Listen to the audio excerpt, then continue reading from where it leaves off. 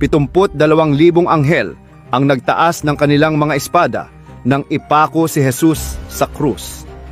12 legyon ng mga armadong hukbo, handa, naghihintay ng isang utos. Habang si Jesus ay binubugbog, kinukutya at ipinapako sa krus, nagngangalit ang langit sa galit.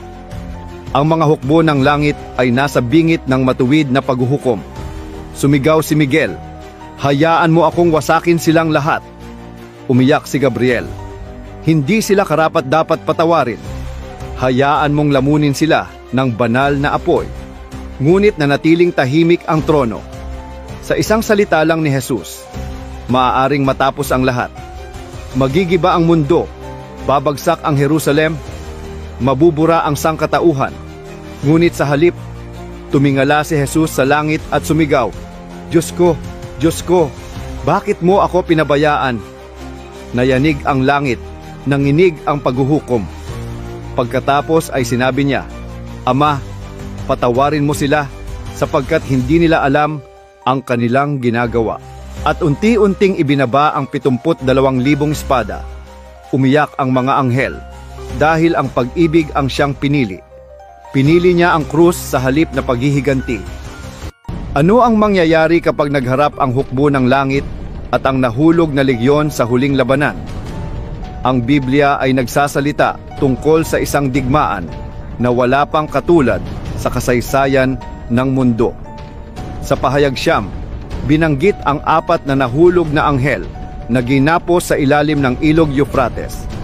At kapag sila ay pinalaya, pamumunuan nila ang isang hukbo na binubuo ng 200 milyong mandirigma. Isang puwersa ng pagkawasak na napakalaki.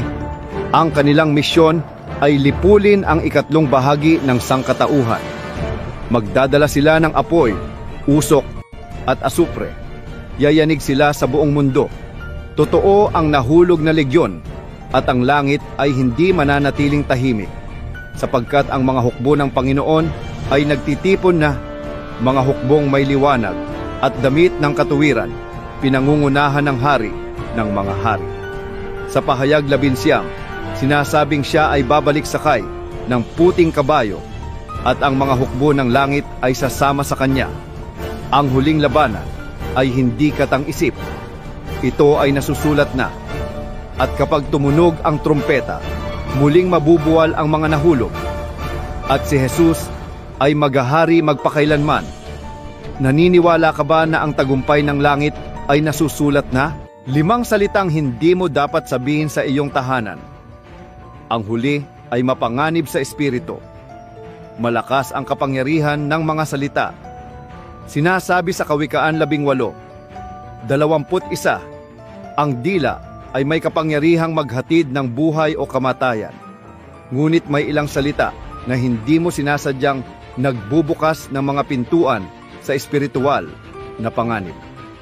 Narito ang 5 salita na dapat mong alisin sa iyong tahanan. Una, walang pag-asa. Pinapatay nito ang pananampalataya. Sa Jeremias 20:11, sinasabi ng Diyos na may plano siya para sa atin.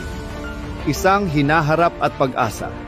Kapag sinabi mong wala ng pag-asa, hinaharangan mo ang gustong gawin ng Diyos.